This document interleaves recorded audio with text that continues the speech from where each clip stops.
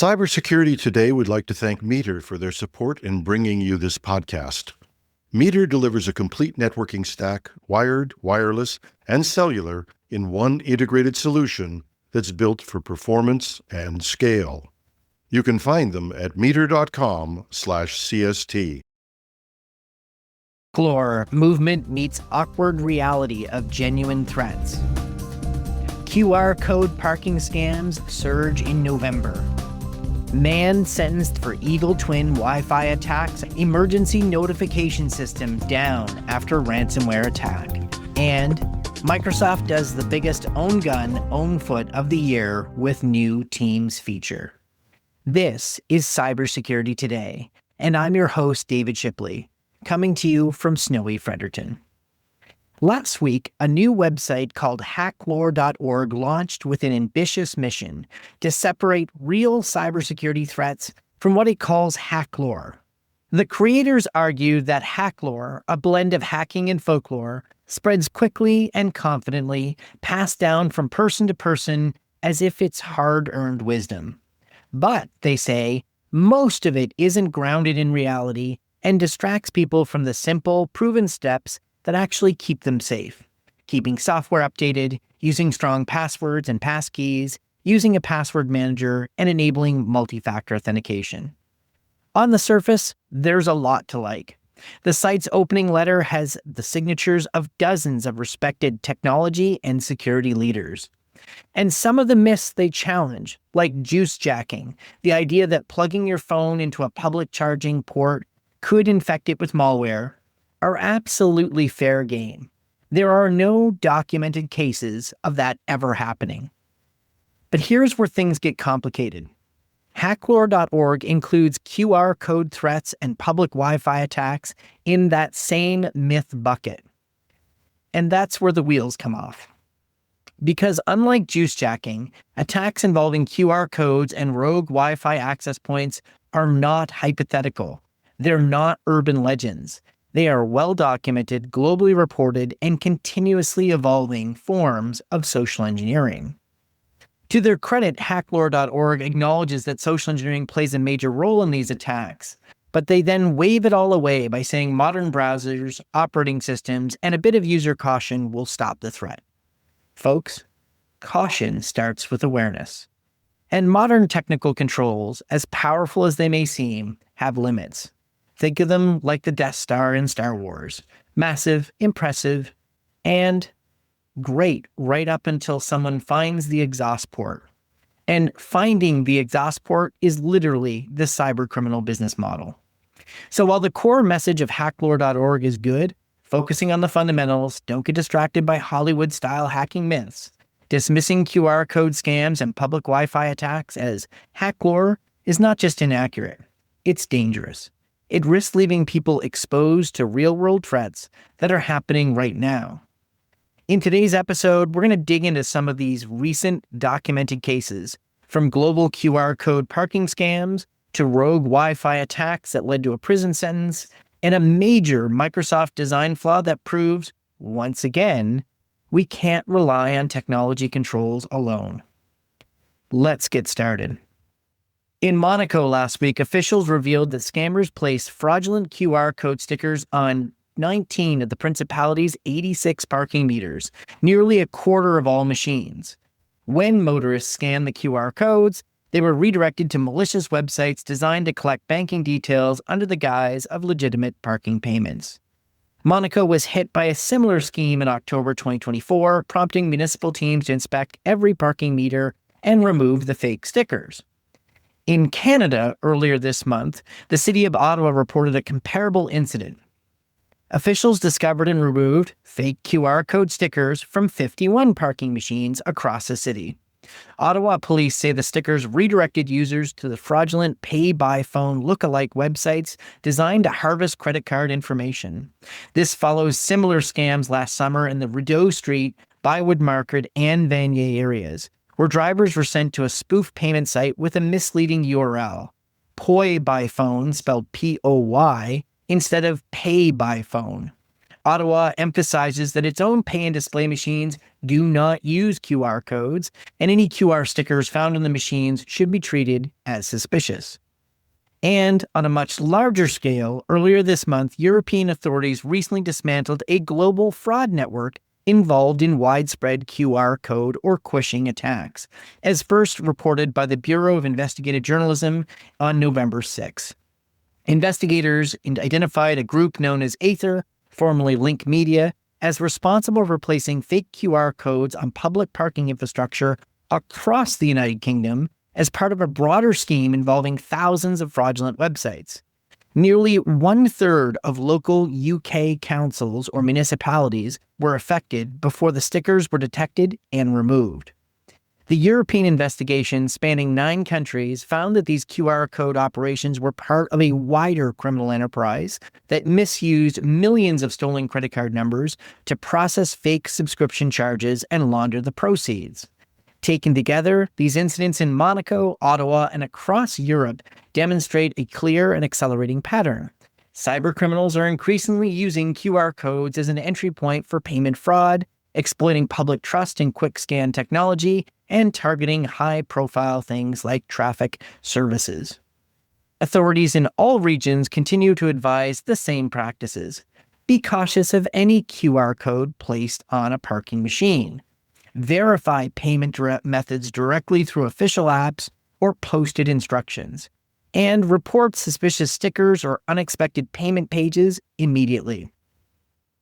Always treat QR codes in public spaces with caution. That doesn't mean that we're saying that all QR codes are unsafe or that you can't use them, but be cautious based on context. As one global cybersecurity expert told me last week, if a professional, for example, is giving you a presentation and that presentation includes a QR code to give you access to slide materials, they're putting their reputation out there and they're providing their background as context. You can probably trust that. That's different than a QR code on public space or arriving in an email you weren't expecting or now in a package delivered to you that you didn't order. Be careful. An Australian man has been sentenced to 7 years and 4 months in prison for operating a series of evil twin Wi-Fi attacks targeting travelers during domestic flights at major airports across Australia, Bleeping Computer reports. According to the Australian Federal Police, the 44-year-old set up rogue access points using a portable Wi-Fi Pineapple device. These access points were configured to mimic the same SSIDs as the legitimate airport Wi-Fi networks, allowing unsuspecting passengers to connect without realizing they were joining a malicious hotspot. Once connected, victims were redirected to phishing web pages designed to steal social media credentials. Investigators say the man used access to those accounts to monitor communications and steal private images and videos, particularly targeting women. A forensic review of seized devices uncovered thousands of intimate images and videos, login credentials belonging to other people, and multiple copies of fraudulent Wi-Fi login pages. The individual ultimately pleaded guilty to a wide range of offenses, including multiple counts of causing or attempting to cause unauthorized access to restricted data, unauthorized impairment of electronic communication, possessing data with intent to commit a serious offense, stealing, failing to comply with a lawful order, and attempted destruction of evidence. Australian Federal Police Commander Renee Colley warned travelers about the security risks associated with free public Wi-Fi, advising the use of VPNs, strong and unique passwords, and disabling both file sharing and automatic Wi-Fi connections on devices. While evil twin attacks are not commonly reported, police noted they are technically straightforward to conduct and can be difficult for victims to detect, particularly in high-traffic environments such as airports. Travelers are urged to treat captive portals with caution and avoid entering any personal or account information when prompted by Wi-Fi login pages. By the way, airports and others who are listening, please stop asking people to validate themselves legitimately using things like Facebook ID or Google accounts or other things that's literally fueling this kind of attack. Crisis24 has permanently shut down the OnSolve Code Red emergency notification system following a ransomware attack that severely damaged the platform earlier this month, reports Cyberscoop. Code Red, a voluntary opt-in alerting system used by dozens of law enforcement agencies and municipalities across the United States, has been non-operational for roughly 2 weeks.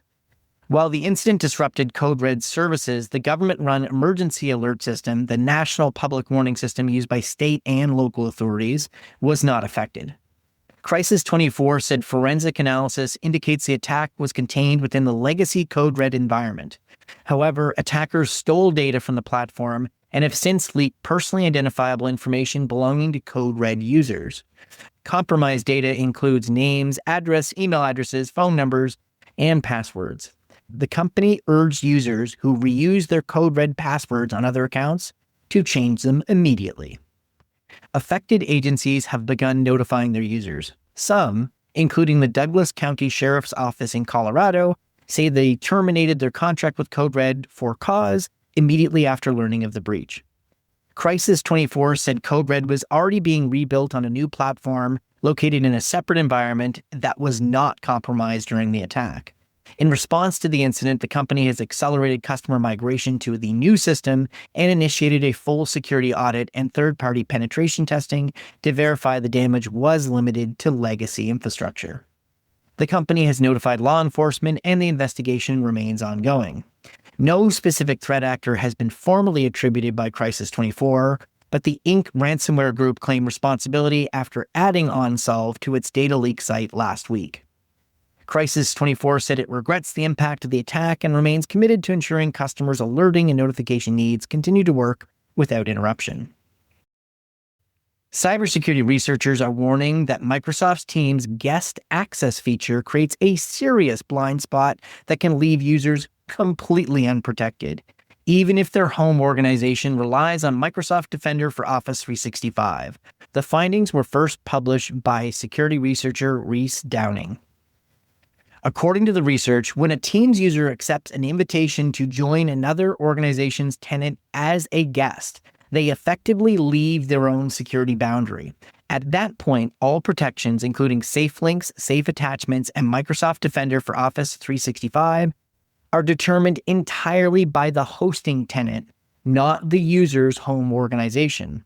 This creates a scenario in which attackers can deliberately craft unprotected, malicious tenants to lure victims into environments with little or no security controls in place. The warning comes as Microsoft begins rolling out a new Teams feature that allows users to chat with anyone via email, even individuals who don't use Teams. The feature is enabled by default, and full global availability is expected by January 2026. Recipients receive an email invitation prompting them to join the chat as a guest. Critically, while organizations can disable outgoing invitations using Teams messaging policy settings, they cannot prevent users from receiving invitations from external tenants. This may be the stupidest idea of 2025. The research highlights what it calls a fundamental architectural gap in Microsoft's cross-tenant security model. If an attacker sets up a low-cost Microsoft 365 tenant, such as Teams Essentials or Business Basic, they can host an environment with no Defender protections at all. From there, the attacker can send a Teams invitation to a target using only the victim's email address. Because the invitation is generated by Microsoft's own infrastructure, it bypasses security email filter controls because it's going to pass SPF, DKIM, and DMARC. Email security tools are unlikely to identify it as suspicious and most likely will be allow listing delivery. If the victim accepts the guest invite, communications moves entirely from the attacker-controlled tenant. At that point, the attacker can send phishing links or malware-laced attachments without any safe links or safe attachment scanning, and the victim's organization has no visibility into the attack. Downing notes that the victim's home organization remains completely unaware since the compromise occurs outside of its security perimeter. Security experts recommend several mitigations, including restricting B2B collaboration settings to allow guest access only from trusted domains, applying cross-tenant access controls, disabling external teams' communications if it's not business critical, and training users to treat unexpected Teams invitations with caution. Microsoft has not commented on the findings, according to the Hacker News report. If this week has shown us anything, it's this. Criminals don't care what security experts call hack lore. They care about what works. QR codes work. Evil twin Wi-Fi attacks work. Guest tenant exploitation, unless something changes dramatically real quick, it's going to work real well. None of these attacks require Hollywood-level sophistication. All of them rely on simple deception, human assumptions, and small lapses in vigilance. Technical safeguards matter deeply. We all should be patching often, as quickly as possible. We should be using strong multi-factor authentication and employing modern operating system protections. But all of these controls have limits. They can be bypassed. They can fail. They can be misconfigured. Or, as in Microsoft's new Teams feature, they can be sidestepped entirely by design. That's why cybersecurity is and always has been and always will be, as long as humans are using technology, a combination of strong controls and properly informed people. We can debunk myths without downplaying real ongoing attacks. We can encourage good cyber hygiene without pretending people are protected from everything automagically by controls that can be defeated. And we can empower the public without telling them to stop worrying about threats that are actually happening. A balanced approach means acknowledging reality. Not all threats are hack lore. Not all controls are airtight. And no single layer of defense, human or technical, is ever enough on its own. As the Gruck once said, your threat model is not my threat model. For people to make informed decisions on their threat model, they need real information with context. They don't need to hear that real attacks are myths. They can decide with real information how they want to respond. And it's not about saying never use public Wi-Fi just as much as it's not about saying always trust public Wi-Fi because you've patched your device and you have MFA. It's saying, here's what you need to know and why you should be vigilant. I'm David Shipley, and this is Cybersecurity Today. We're always interested in your feedback. I'd love to know your thoughts on hack lore. You can contact us at technewsday.com or leave a comment under the YouTube video. Please help us spread the word about the show. Subscribe, leave a review, and if you like the show, please tell others. We'd love to grow our audience, and we need your help. I've been your host, David Shipley. Jim Love will be back on Wednesday. We'd like to thank Meter for their support in helping bring you this podcast. Meter delivers full-stack networking infrastructure, wired, wireless, and cellular to leading enterprises. Working with their partners, Meter designs, deploys, and manages everything required to get performant, reliable, and secure connectivity in a space. They design the hardware, the firmware, build the software, manage deployments, and run support. It's a single integrated solution that scales from branch offices, warehouses, and large campuses all the way to data centers. Book a demo at meter.com/CST. That's METER.com/CST.